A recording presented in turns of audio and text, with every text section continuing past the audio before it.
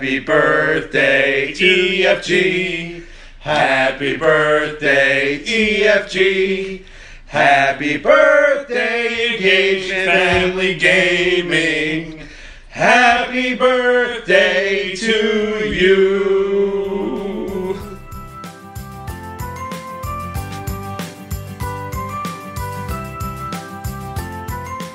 Hello, everybody. This is Stephen Duetzmann. I am the editor-in-chief of EngagedFamilyGaming.com. I'm here at the home base in Hollywood to talk about E3. So, started a live video yet, but that's okay because I just started it. So I'm going to be answering questions. So we're going to Q&A from the War Room. This is where the magic happened. And we are going Q&A for a while, probably about an hour. Shoot, what questions do you have for me? Hi, honey. Glad to see my wife pop in. So just to kind of get things started, the way everything worked is, we've been here since Sunday. We got in midday on Sunday, and we've been here. We've watched all the press conferences. That we just finished our second day of actual on-site coverage. We played a lot of games. Kate, you may be interested to hear. I played Mega Man 11, and it was very good. We spent a lot of time playing VR. So the best family game that I saw so far, we're deciding our game of the show right now, and where all of us are going to have to make that decision tonight, so we can more video to and really the game that my game of the show, and it just hit me while we were at dinner, is Starlink: The Battle for Atlas. That is a new Toys to Life game from Ubisoft. It's a Toys to Life game that's a little different. It is spaceships. So instead of getting dudes, you're getting parts to spaceships that you kind of build together. We'll talk about Mega Man 11 in a minute. So yeah, that's my game of the show. The story is I played a Toys to Life game in 2018, and I'm okay with it. I think that the flying, which is obviously the core mechanic of any kind of like a space combat game, is that's the core mechanic for Starlink, and it is great. I felt fast. I was flying. I was able to turn around quickly. Felt like I was dogfighting even when I was on the surface of a planet, which was pretty rad. The enemies were neat. The weapons are cool, and I really only got to use a small array of them. And I know there are hundreds of more confirmations. What's going on, Chris? Welcome to special edition of EFG Show. Yeah, it's so Starlink is my game of the show, which, considering the fact that both Smash and Kingdom Hearts 3 were there, and I'm hyped about both of them, Starlink really came out of nowhere, and it was just like, jab, jab, left hook, and really got me. I really enjoyed my time with that. So that we'll be filming that video tomorrow. I still have to figure out exactly how to phrase it all, but I went into it with the most critical eye, because I've seen Toys to Life come and go during the time of Engaged Family Gaming, right? Like, I've seen that trend more than any other trend, really. And I have my questions about it, but man, so cool. Since we're talking about Beat Saber in the comments, I have yet to play it. I am hoping to play it tomorrow. It is Beat Saber. Just look it up on YouTube. It is a virtual reality game where you are using essentially lightsabers to cut cubes out of the air as they are coming down a tunnel at you. James is in the comments here, and I agree with him. He thinks that it's kind of a fitness thing, potentially. I don't know if I would go that far. However, it is certainly an active game and an experience. So I think that that's one of those things where there is absolutely going to be a community that loves it. Apparently, the PC community is already jump into it, and because it is so similar to games like Guitar Hero and Rock Band, I think that one of the first things that will happen is I think a lot of those people that are really into Guitar Hero, are going to take their achievement songs and kind of push it into that game, which I think is super interesting. So we'll see. Hi, Allie. Hi, Mike. Welcome to a E3 Q&A special of the EFG Show. Talking about Beat Saber, which is a virtual reality game. I recommend everybody look it up and head on over to YouTube. Just put Beat Saber in there. This is why I knew that Beat Saber was going to be a big thing. I've been seeing videos on my Facebook about all of these games, and about this specific game, and I never saw the title of the game because they don't put the title of the game in the heading. It's just people doing stuff. And I did not know that it had a name. Yeah. Thank you for interrupting my friend. But you did make me look better, so thank you. Just by comparison, so thank you. If you want to do that a couple more times, thank you. So I'm gonna look, Allie. I'll have my producers check. Do we have a release date for Beat Saber yet? Yeah. Actually, I don't know. It's already out. It's out of everything but. Okay. So, but Allie has the PSVR. Well, Did he say soonish? soonish. It should be released. Okay. She just has to be.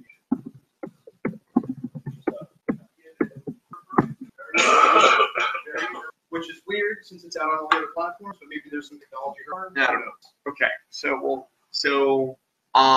we don't have a release date for the PSVR version of Beat Saber. However, don't mind teammates. Got a wicked bad sinus infection, big time con crud from E3. Guess what? When you put 70,000 people get sick, so we're gonna have him lose his lung out there and not. So yeah, it's coming. We just don't know when. Not really sure yet. But this is how I knew it was going to be crazy, right? I've seen the videos, and I always watch them, even if I've already seen it. And I didn't know what the title was. I heard someone say the title on a podcast without any context. They just said, "Oh, Beat Saber," and I immediately knew what game they were talking about, and that to me is a big deal. So because if I can identify it without really knowing what it is, I mean, it's such a perfect title. So let's Beat Saber. I'm presuming that will. Yeah, that's fine. Thank you. What's going on, man behind the curtain? Thank you for coming to a special edition of the G Show. So there was another question. Specifically, my wife wanted me to say who put out the best live show or presentation. Man, that's tough. I really think Microsoft slayed this year. After watching all of the presentations, I think Microsoft did the best because they did exactly what they needed to. They needed to show people that they were committed to the Xbox platform, and they held a press conference where in an hour and a half they announced 50 games and 5 studios that they purchased. So also it was fast paced. It had a lot of great stuff in it. So yeah, that would be my pick. I really think Microsoft did the absolute best. Some people are going to ask me, well, Steve, you're a big Smash fan. Why don't you think Nintendo did? I mean, they all did very well, but for me, I have to give it to Microsoft because they announced they needed to show people they were committed to their platform, and they announced 50 games and 5 purchased studios, which is a pretty big deal, I think. Let's see, what questions do we have in the comments? So Kate had mentioned she wanted me to talk a little bit about Mega Man 11. I played Mega Man 11 today. I waited about 45 minutes in line to do so, and I was very excited to do so. It is, I think everyone who is a fan of Mega Man from before, who is concerned about whether or not this is not the Mega Man that we love, it is not the Mega Man that we love, but I think that's a good thing. He still runs at the same speed. He still moves very similarly. Just feels like everything has just been kind of polished and brought to a modern age. I love the art style. The animation for the enemies are super fluid. The boss huge. Specifically, I played in the demo. They gave us Stone Man, and I did not beat him, mainly because the demo only gave you it only gave you one game over. This is going to be a great game. Hopefully, it is successful, and hopefully they make more. Because I think this could be the beginning of a kind of Mega Man revival, which is exactly what voice acting touches. All those little things I think add up a lot. Just little touches. When he gets a new weapon, it's not just like a color change. Like he actually gets, like his arm gets a bit bigger. Little stuff like that. I think it's super neat. We don't even know all the details. One of the things it does have is it has a time slowing mechanic where you can hit a shoulder button and it will slow time. That is not just a gimmick that is tacked on there. You require to utilize that. You have to use your platforms, through platforming segments. You definitely are going to have to use it fighting bosses. It's essentially on a cooldown because it's on a bar that activated it. It empties the bar, fills it, but whatever. It deals with that bar and then regenerating. but you're going to have to use it, and managing that bar is super critical, especially for folks that are trying to skillfully do the stage. So it's Mega Man 11, and it was real good. It was real good. I was very happy. Yeah, it's going to be fun. I think fans of the Mega Man franchise will. I certainly did with my time. Also neat because I got two. While I was there, I got a nice 30th anniversary pin because it's the 30th anniversary, and I did some very interesting trivia about some games that were Mega Man games I didn't know they released. So that was it. What other questions do you guys have? While you're talking, I am going to just drop a link into the comments, and I'm going to pin that comment. And what it is, it's a link to our homepage, but it's not our homepage. It's specifically the page with our E3 coverage. Basically, what's happening is everything that's tagged with E3 2018 is getting on. We're going to be covering E3 for a while. This isn't something that is, we're going to stop now. Tonight, we're going to be writing up impressions of some of the games we played. We're going to be writing up our games, the show. Our podcasts are going to go up there. So definitely keep your eye on engagefamilygaming.com/E3. This link is E3-2018. You don't have to worry about that. Just hit engagefamilygaming.com if you like there. Yes, there were gameplay demos for Kingdom Hearts 3 and Smash Brothers. I did not get to play Kingdom Hearts 3. The line has been insane. It's easily the longest line of the show, and it stays that way. And Smash Brothers was essentially invite only, so we haven't been able to get in there. I think we're going to try and figure it out tonight to see, but it might be not in the cards. But, what are you going to do what are you going to do? It's Smash. I'm buying Smash the day it comes out, so the fact that I might not be able to play it right away, one thing I do know is, and, honey, you're in the chat, so now you know, one of the first Saturdays after the game comes out, we will be streaming Smash for an entire day. There will be plenty of Smash to play. Don't you worry about that. And Kingdom Hearts is the same way. I'm going to play it. So I'm buying it the day it comes out. So I did not play Valkyria Chronicles yet either. I haven't even been to the Sega booth. This place is huge, and there are half a dozen games that I haven't been to see, let alone play. My hope tomorrow, despite the fact that we have a lot of filming to do, I do hope to kind of get to the Sega booth, but we're going to have to see what we can. All right, Jenna said that she heard negative feedback about Nintendo's E3 announcements, specifically that there wasn't a lot of new stuff, including Metroid Prime 4. They weren't going to talk about Metroid Prime 4. They gave us a logo last year. That was a special treat because they were announcing a game that had probably been in development for like a week.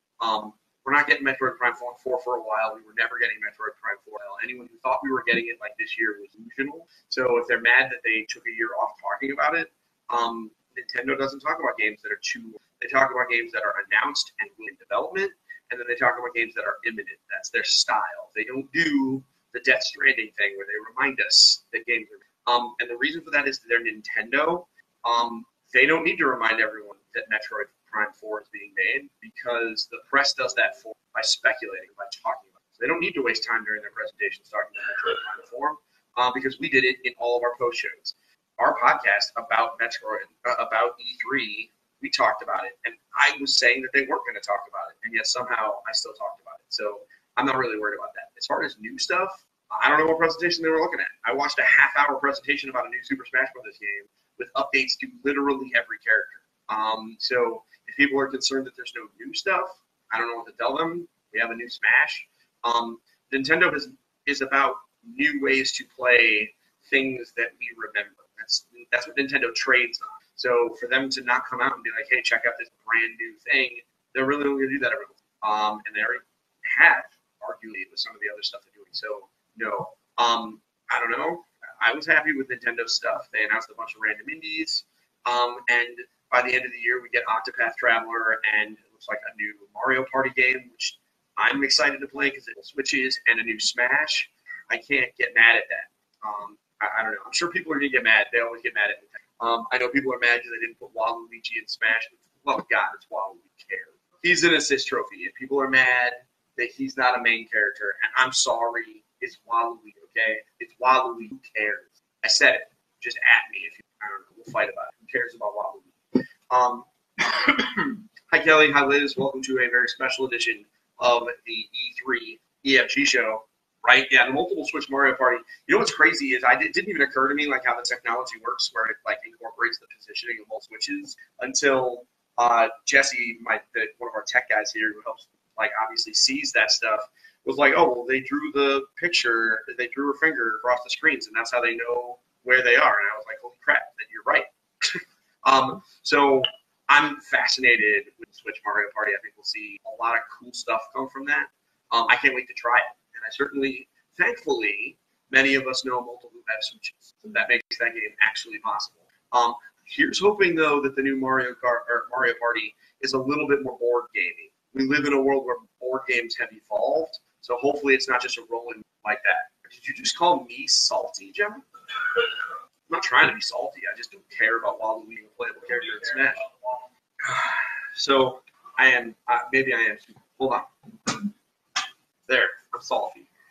It's we'll just shake this every time I'm salty. So I'm salty. Sea salty. I really could care less about Waluigi. So what other questions do you guys have for me? Hi, Katie. Welcome to a special EFG edition of a special E3 edition of the EFG show.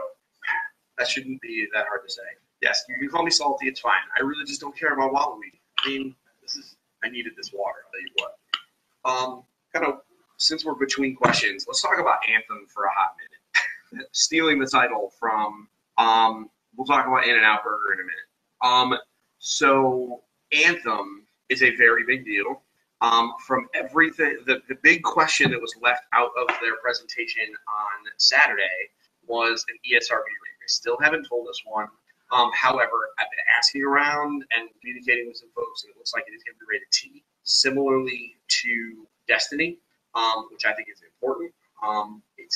It is essentially Destiny, only everybody gets to be Iron Man. And I think that is reductive, but I think it really kind of drives home why I am so excited about this game. Because I like Destiny, and I like a lot of the shared world experience. But I would much prefer a third-person action role-playing game where I am Iron Man, even if I am using guns and other things, similar things, to a first-person. That's just naturally how I. Man, listen, I'm getting all these questions about food. So I mean, In-N-Out is my. I think to answer Michael's question, yes, In-N-Out is definitely my cheeseburger church. So please do not blaspheme in my cheeseburger church. It is the best cheeseburger I have had, I think, ever. I really, really liked it. Wait, hold on. I'm gonna rebut that because I actually have had a better cheeseburger, but it wasn't like at like a burger place.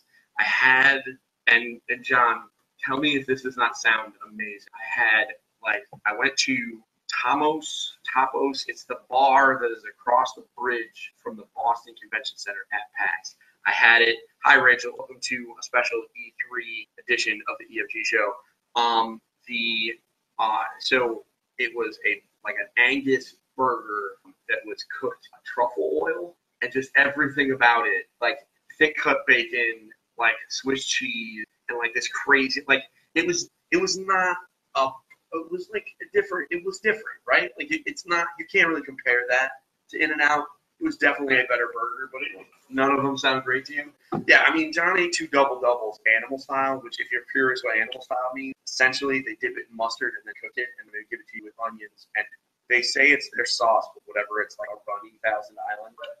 Yeah, whatever, it's fine. It's great. I love it, but, but that's, for the most part, that's the bananas food that we've had. Like, we really haven't been able to do anything really crazy. We've been so busy.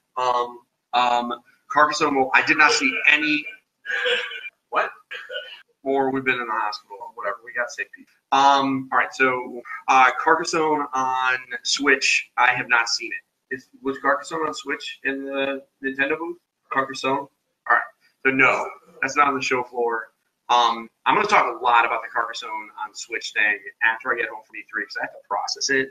Because I think quietly, Carcassonne on Switch might be the biggest Switch announcement that there was. Because if Carcassonne sells well on Switch, which I think it will, because number one, just about everything sells well on Switch, but also Carcassonne it'll likely be inexpensive, and it's just a neat game. If that sells well, then I would not be stunned to see a lot of digital versions of board games find their way over. And the Switch, being a system that lie on its back on the table, like using it as like a digital game platform just kind of I find that really interesting. And I think if we start seeing one really successful one, I can see that all rolling down. So we'll have to see. But I think Carcassonne for Switch might be one of the biggest announcements, maybe even bigger than Smash. Smash has never been like this big, like billion selling, like could sell a ton, or board games as a whole could sell. Rachel, you keep asking me about this unknown. I have not had a spare moment to pull out my phone to download it to try and catch a Pokemon. Can you even trade Pokemon on Pokemon Go? What? Okay, we'll have to talk about that later. Okay. So no, I didn't see anything about Demon X Machina on Nintendo. Looks like so questions. Okay. So yeah, what other questions you got for me? Yeah, it was weird that Yoshi was not there. I found that very interesting considering he was late 2018. Who knows? I mean, he might have been cut for time because of, a 25-minute Smash Bros. Presentation. No, I did not get a chance to try the new. I don't know that I have enough people, by myself. I have seen the new Pokeball controller in person. It is small. I'm trying to find it's a little bigger than the ping pong ball. A little bit bigger. It's like this big. I mean, it's a 14. It's like this big. Like you're not gonna. It's not like a baseball. Like it's not very solid. The other thing is it's kind of light-ish. But it's a little bit bigger than a ping pong ball. It's got a button, obviously, one side, and a strap. Okay, like this big, a clove of garlic. This is the most Italian demonstration I've ever done. So it's like that. You got a little Pokeball button there, and it's got a strap hanging out the side, so you can technically attach it to your wrist. Because at the end of the day, it is a Joy-Con. Yep. And if you go to the podcast page, you can order it. It's plasticky, but I don't know if that's the final product because right now it's prototypes. So I would not kind of bank on that for right now because I really don't know if it's the final material. And don't mind me, it's hard to fix your hat in a mirror. What other questions do you have for me, Des? So one thing I do want to add is just looking around a little bit here. The biggest surprise, realistically, the biggest surprise has been that every single character who's ever been in Smash gets to stay in Smash. I think the other surprise has got to be Starlink because it's my game of the show and I didn't even think about it. But if I have to think about what is actually surprising to me, the fact that there's a game that I didn't think of, that's not a big deal, that happens all the time. The fact that Nintendo is bringing back every guest character that's ever been in the game and every character that Pichu and Jigglypuff and Young Link, but then things like Solid Snake and Ryu and Cloud and Shulk, other guys. That's a pretty big deal. Thing that a lot of folks, except for Waluigi, we've been over this, Rachel. I really could care less. I know you weren't here when we went over this, but I really could care less. And you can add me. But that's been the biggest surprise for me. I thought that was just a wild change. And adding Ridley finally is pretty cool too. So interesting about platform exclusives. So you have a PS4. You need to, let's find the date.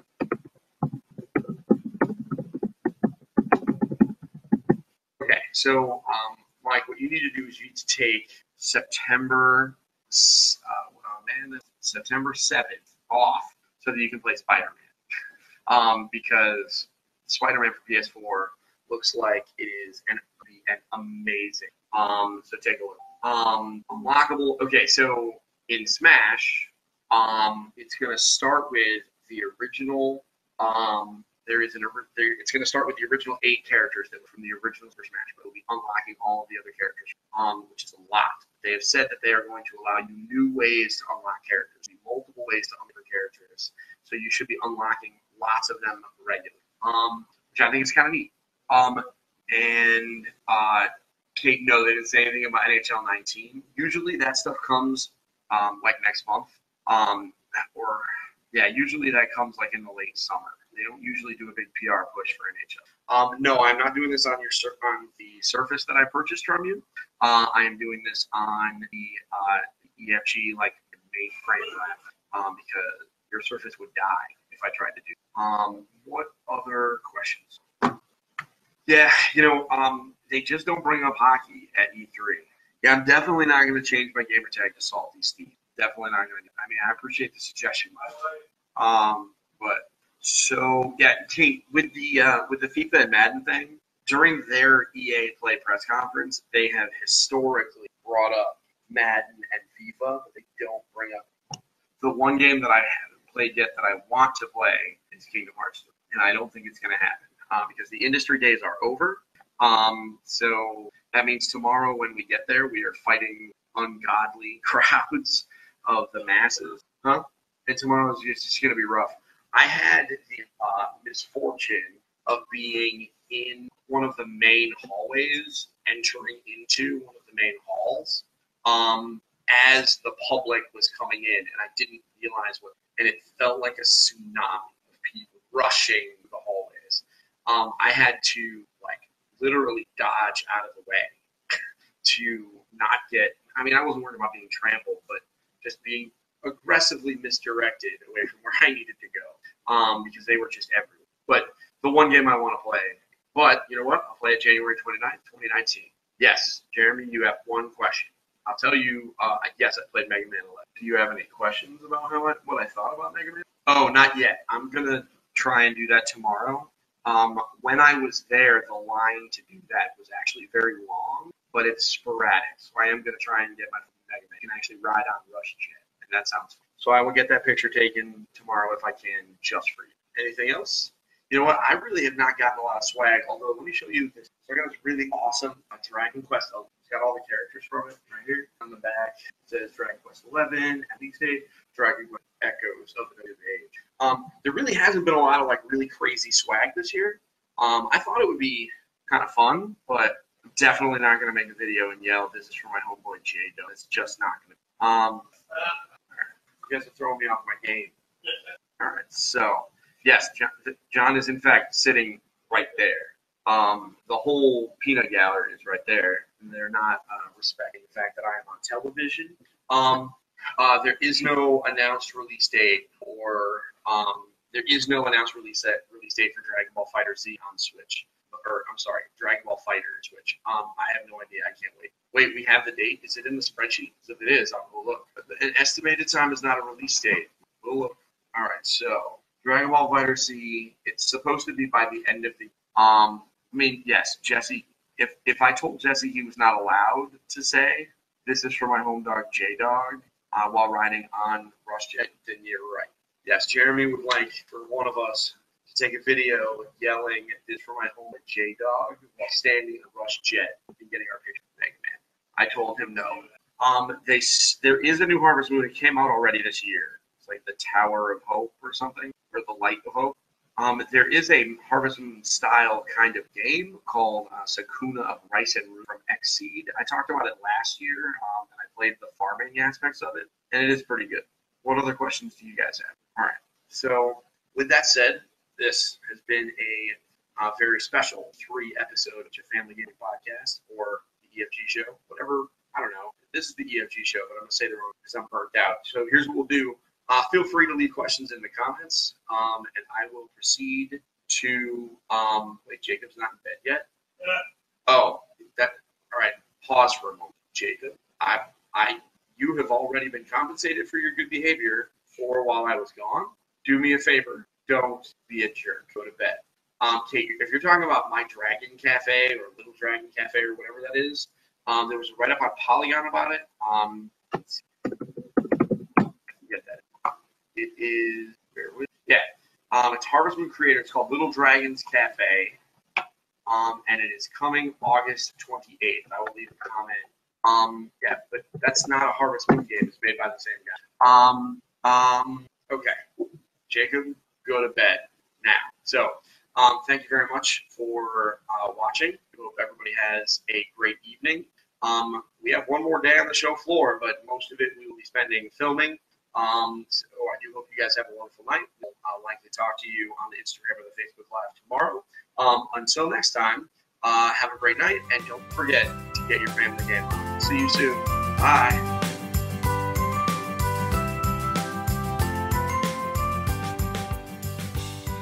Thank you for listening to Engage, a family gaming podcast. Thank you for listening. Thank you for listening. Tune in next